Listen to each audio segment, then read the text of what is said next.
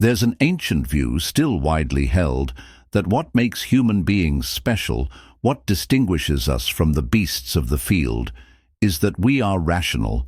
What does rationality consist in? That's a vexed question, but one possible response goes roughly like this. We manifest our rationality by engaging in activities that involve reasoning, making claims and backing them up with reasons, acting in accord with reasons and beliefs, drawing inferences from available evidence, and so on. This reasoning activity can be done well, and it can be done badly. It can be done correctly or incorrectly. Logic is the discipline that aims to distinguish good reasoning from bad. Good reasoning is not necessarily effective reasoning. In fact, as we shall see in a subsequent chapter on logical fallacies, bad reasoning is pervasive and often extremely effective, in the sense that people are often persuaded by it.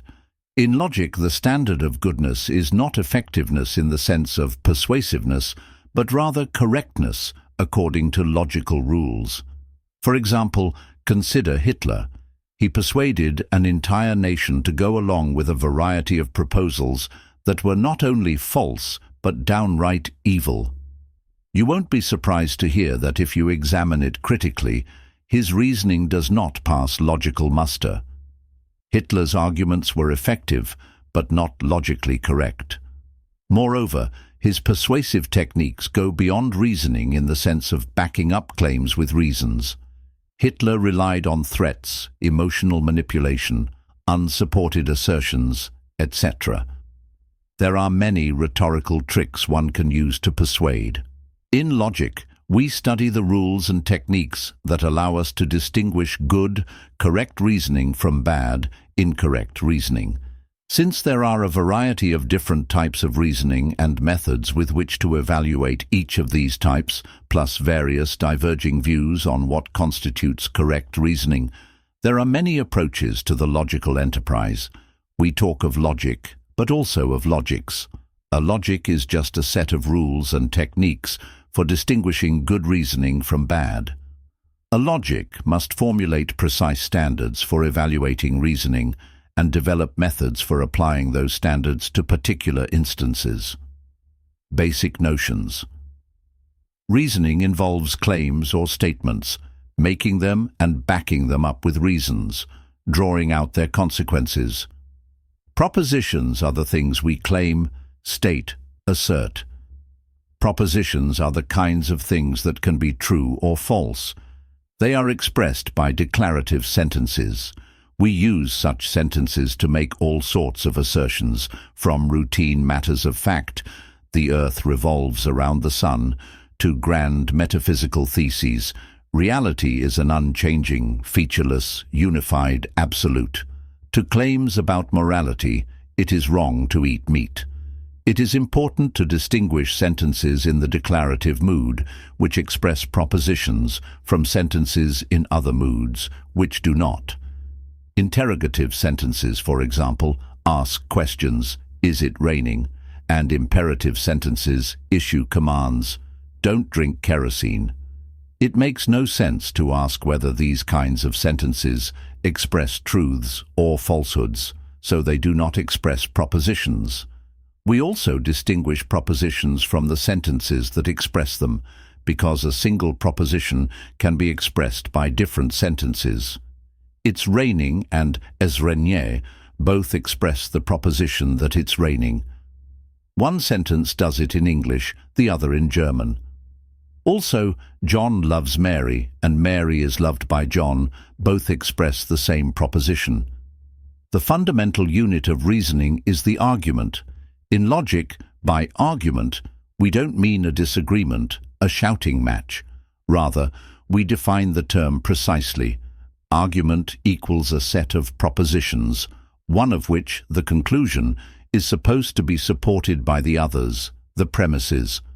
If we're reasoning by making claims and backing them up with reasons, then the claim that's being backed up is the conclusion of an argument. The reasons given to support it are the argument's premises. If we're reasoning by drawing an inference from a set of statements, then the inference we draw is the conclusion of an argument, and the statements from which it's drawn are the premises. We include the parenthetical hedge, supposed to be, in the definition to make room for bad arguments. A bad argument, very roughly speaking, is one where the premises fail to support the conclusion.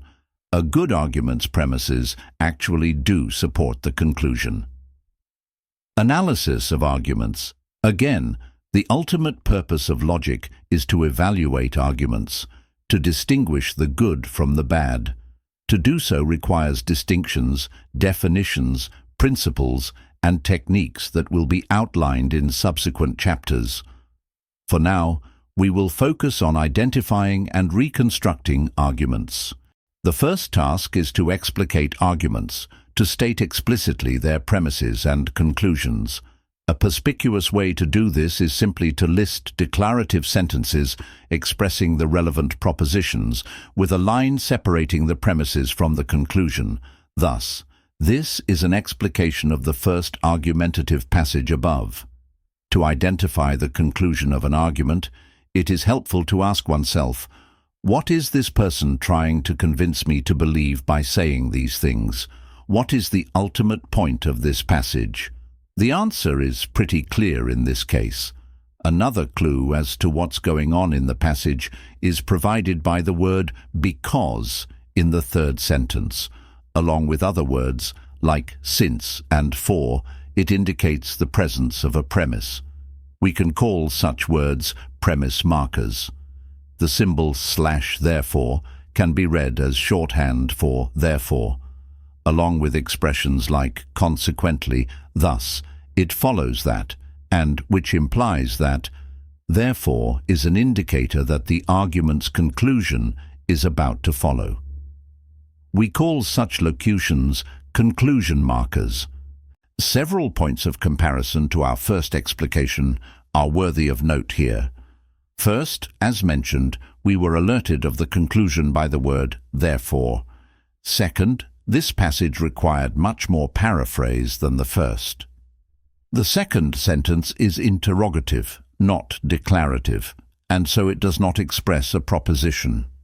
Since arguments are, by definition, collections of propositions, we must restrict ourselves to declarative sentences when explicating them. Since the answer to the second sentence's rhetorical question is clearly yes, we paraphrase as shown. The third sentence expresses two propositions, so in our explication we separate them. Each one is a premise. So sometimes when we explicate an argument, we have to take what's present in the argumentative passage and change it slightly so that all of the sentences we write down express the propositions present in the argument. This is paraphrasing. At other times, we have to do even more. For example, we may have to introduce propositions which are not explicitly mentioned within the argumentative passage, but are undoubtedly used within the argument's reasoning. Philosophy of logic is the area of philosophy that studies the scope and nature of logic. It investigates the philosophical problems raised by logic, such as the presuppositions often implicitly at work in theories of logic and in their application. This involves questions about how logic is to be defined and how different logical systems are connected to each other. It includes the study of the nature of the fundamental concepts used by logic and the relation of logic to other disciplines. According to a common characterization, philosophical logic is the part of the philosophy of logic that studies the application of logical methods to philosophical problems, often in the form of extended logical systems like modal logic. But other theorists draw the distinction between the philosophy of logic and philosophical logic differently or not at all. Metalogic is closely related to the philosophy of logic as the discipline investigating the properties of formal logical systems like consistency and completeness. Various characterizations of the nature of logic are found in the academic literature. Logic is often seen as the study of the laws of thought, correct reasoning, valid inference, or logical truth.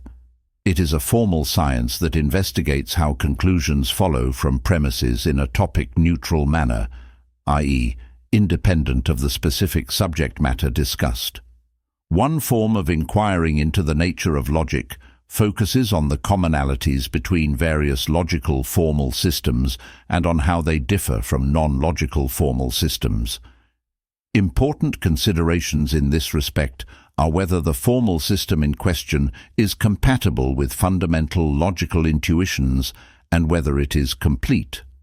Different conceptions of logic can be distinguished according to whether they define logic as the study of valid inference or logical truth. A further distinction among conceptions of logic is based on whether the criteria of valid inference and logical truth are specified in terms of syntax or semantics.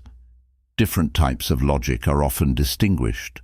Logic is usually understood as formal logic and is treated as such for most of this article. Formal logic is only interested in the form of arguments expressed in a formal language and focuses on deductive inferences. Informal logic, on the other hand, addresses a much wider range of arguments found also in natural language, which include non-deductive arguments. The correctness of arguments may depend on other factors than their form, like their content or their context. Various logical formal systems or logics have been developed in the 20th century, and it is the task of the philosophy of logic to classify them, to show how they are related to each other, and to address the problem of how there can be a manifold of logics, in contrast to one universally true logic. These logics can be divided into classical logic, usually identified with first-order logic, extended logics, and deviant logics. Extended logics accept the basic formalism and the axioms of classical logic, but extend them with new logical vocabulary. Deviant logics, on the other hand, reject certain core assumptions of classical logic and are therefore incompatible with it. The philosophy of logic also investigates the nature and philosophical implications of the fundamental concepts of logic. This includes the problem of truth, especially of logical truth, which may be defined as truth depending only on the meanings of the logical terms used. Another question concerns the nature of premises and conclusions, i.e., whether to understand them as thoughts, propositions, or sentences, and how they are composed of simpler constituents. Together, premises and a conclusion constitute an inference, which can be either deductive and ampliative, depending on whether it is necessarily truth-preserving or introduces new and possibly false information. A central concern in logic is whether a deductive inference is valid or not. Validity is often defined in terms of necessity, i.e., an inference is valid if and only if it is impossible for the premises to be true and the conclusion to be false. Incorrect inferences and arguments, on the other hand, fail to support their conclusion. They can be categorized as formal or informal fallacies, depending on whether they belong to formal or informal logic. Logic has mostly been concerned with definitory rules, i.e., with the question of which rules of inference determine whether an argument is valid or not. A separate topic of inquiry concerns the strategic rules of logic, the rules governing how to reach an intended conclusion given a certain set of premises, i.e., which inferences need to be drawn to arrive there. The metaphysics of logic is concerned with the metaphysical status of the laws and objects of logic. An important dispute in this field is between realists, who hold that logic is based on facts that have mind-independent existence, and anti-realists like conventionalists, who hold that the laws of logic are based on the conventions governing the use of language. Logic is closely related to various disciplines. A central issue in regard to ontology concerns the ontological commitments associated with the use of logic, for example, with singular terms and existential quantifiers. An important question in mathematics is whether all mathematical truths can be grounded in the axioms of logic together with set theory, Other related fields include computer science and psychology. Definition and related disciplines. Philosophy of logic is the area of philosophy that studies the nature of logic. Like many other disciplines, logic involves various philosophical presuppositions which are addressed by the philosophy of logic. The philosophy of logic can be understood in analogy to other discipline-specific branches of philosophy. Just like the philosophy of science investigates philosophical problems raised by science, so the philosophy of logic investigates philosophical problems raised by logic. An important question studied by the philosophy of logic is how logic is to be defined, for example, in terms of valid inference or of logical truth. This includes the issue of how to distinguish logical from non-logical formal systems. It is especially relevant for clarifying the relation between the various proposed logical systems, both classical and non-classical, and for evaluating whether all of these systems actually qualify as logical systems. The philosophy of logic also investigates how to understand the most fundamental concepts of logic, like truth, premises, conclusions, inference, argument, and validity. 4. It tries to clarify the relation between logic and other fields, such as ontology, mathematics, and psychology. The philosophy of logic is closely related to philosophical logic, but there is no general agreement about how these disciplines stand to each other. Some theorists use these two terms for the same discipline, while others see them as distinct disciplines. According to the latter view, philosophical logic contrasts with the philosophy of logic, in that it is usually seen as the application of logical methods to philosophical problems, often by developing deviant or extended logics. 9.5. In this sense, philosophical logic is one area of inquiry within the philosophy of logic, i.e., a part of the general study of philosophical problems raised by logic. But this form of distinction is not universally accepted, and some authors have proposed different characterizations. The intimate connection between logic and philosophy is also reflected in the fact that many famous logicians were also philosophers. The philosophy of logic is closely related to metalogic, but not identical to it. Metalogic investigates the properties of formal logical systems, like whether a given logical system is consistent or complete. It usually includes the study of the semantics and syntax of formal languages and formal systems. 10.11. Nature of logic. The term logic is based on the Greek word logos, which is associated with various different senses, such as reason, discourse, or language. There are many disagreements about what logic is and how it should be defined.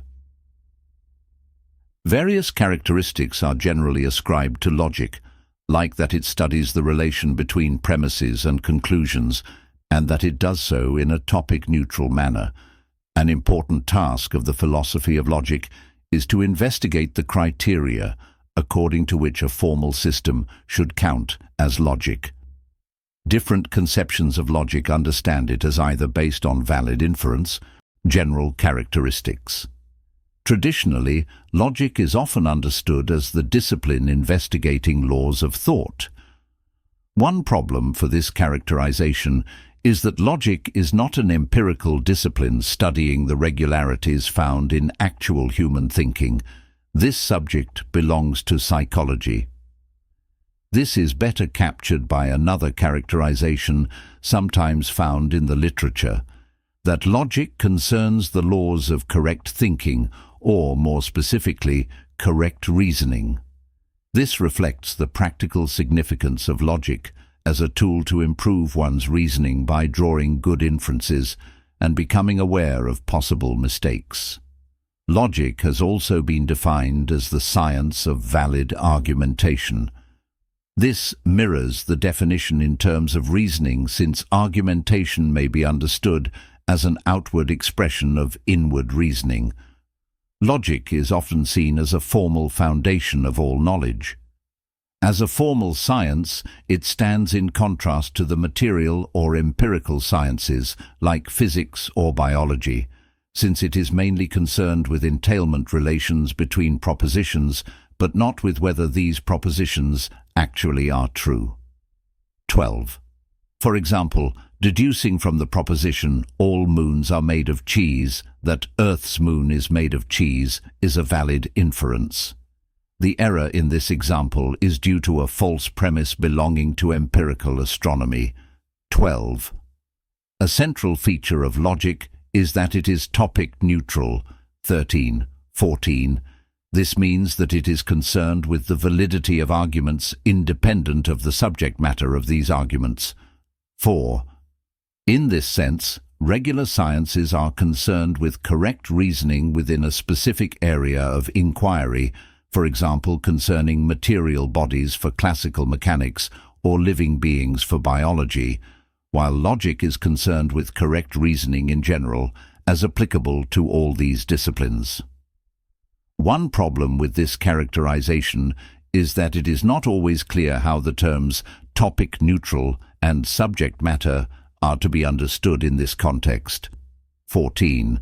For example, it could be argued that first-order logic has individuals as its subject matter due to its usage of singular terms and quantifiers, and is therefore not completely topic neutral. A closely related characterization holds that logic is concerned with the form of arguments rather than their contents. On this view, the regular sciences could be seen as seeking true premises, while logic studies how to draw conclusions from these or any premises. But this characterization also has its problems due to difficulties in distinguishing between form and content. For example, since temporal logic talks about time, this would lead to the implausible conclusion that time belongs to the form and not to the content of arguments. These difficulties have led some theorists to doubt that logic has a clearly specifiable scope or an essential character. There is wide agreement that logic is a normative discipline. This means that the laws it investigates determine how people should think, and that violating these laws is irrational. 1516, but there have been individual challenges to this idea. For example, Gilbert Harman claims that deductive logic investigates relations between propositions rather than correct reasoning. He argues that these relations do not directly determine how people should change their beliefs. Logical and non-logical formal systems. One approach to determining the nature of logic is to study the different formal systems, referred to as logics, in order to determine what is essential to all of them, i.e., what makes them logics. Formal systems of logic are systematizations of logical truths based on certain principles called axioms. As for formal logic, a central question in the philosophy of logic is what makes a formal system into a system of logic, rather than a collection of mere marks, together with rules for how they are to be manipulated. It has been argued that one central requirement is that the marks and how they are manipulated can be interpreted in such a way as to reflect the basic intuitions about valid arguments. This would mean, for example, that there are truth values, and that the behavior of some marks corresponds to that of logical operators, such as negation or conjunction. Based on this characterization, some theorists hold that certain formal systems, such as three-valued logic or fuzzy logic, stray too far from the common concept of logic to be considered logical systems. 4. Such a position may be defended based on the idea that by rejecting some basic logical assumptions, they include a too radical departure from fundamental logical intuitions to be considered logics. It has been suggested that rejecting the principle of the bivalence of truth, i.e., that propositions are either true or false, constitutes such a case. Metalogicians sometimes hold that logical completeness is a necessary requirement of logical systems. This would mean that only formal systems that are complete should be understood as constituting logical systems. One controversial argument for this approach is that incomplete theories cannot be fully formalized, which stands in contrast to the formal character of logic. On this view, first-order logic constitutes a logical system, but this would also mean that higher-order logics are not logic, strictly speaking, due to their incompleteness.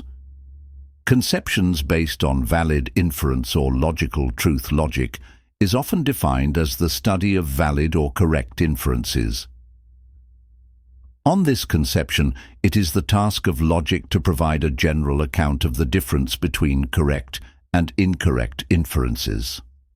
An inference is a set of premises together with a conclusion.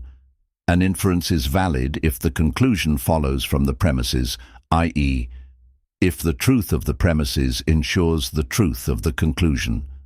1817, 1b. 3.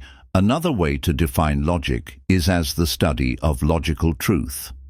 Logical truth is a special form of truth since it does not depend on how things are, i.e., on which possible world is actual.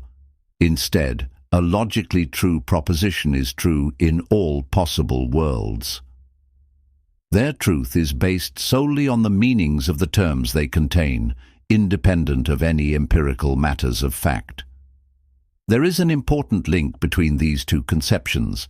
An inference from the premises to a conclusion is valid if the material conditional from the premises to the conclusion is logically true. For example, the inference from roses are red and grass is green to roses are red is valid, since the material conditional, if roses are red and grass is green, then roses are red, is logically true. Conceptions based on syntax or semantics. Whether logic is defined as the study of valid inference or of logical truth leaves open their exact criteria. There are two important ways of specifying these criteria: the syntactic and the semantic approach, sometimes also called the deductive theoretic and the model theoretic approach. 517. In this sense, a logic can be defined as a formal language, together with either a deductive theoretic or a model theoretic account of logical consequence. 17, 19, 20. The syntactic approach tries to capture these features based only on syntactic or formal features of the premises and the conclusion. 5. This is usually achieved by expressing them through a formal symbolism to make these features explicit and independent of the ambiguities and irregularities of natural language. In this formalism, the validity of arguments only depends on the structure of the argument, specifically on the logical constants used in the premises and the conclusion.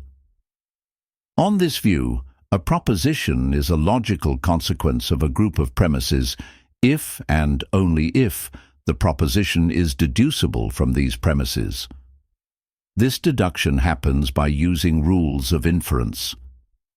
This means that for a valid argument, it is not possible to produce true premises with a false conclusion by substituting their constituents with elements belonging to similar categories while keeping the logical constants in place. In the case of logical truths, such a substitution cannot make them false. Different sets of rules of inference constitute different deductive systems, for example, the ones associated with classical logic or with intuitionistic logic. So whether the proposition is a logical consequence depends not just on the premises, but also on the deductive system used. A problem with the syntactic approach is that the use of formal language is central to it.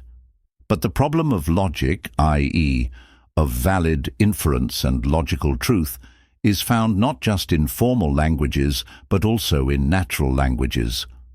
However, even within the scope of formal languages, the problem of truth poses a variety of problems, which often call for a richer meta-language to be properly addressed. This threatens the syntactic approach, even when restricted to formal languages. Another difficulty is posed by the fact that it is often not clear how to distinguish formal from non-formal features, i.e., logical from non-logical symbols. This distinction lies at the very heart of the syntactic approach due to its role in the definition of valid inference or logical truth. 21. 2. The semantic approach, on the other hand, focuses on the relation between language and reality. In logic, the study of this relationship is often termed model theory. 22. For this reason, the semantic approach is also referred to as the model-theoretic conception of logic. 19. It was initially conceived by Alfred Tarski and characterizes logical truth not in relation to the logical constants used in sentences, but based on set theoretic structures that are used to interpret these sentences. 2. 1922. The idea behind this approach is that sentences are not true or false by themselves, but only true or false in relation to an interpretation,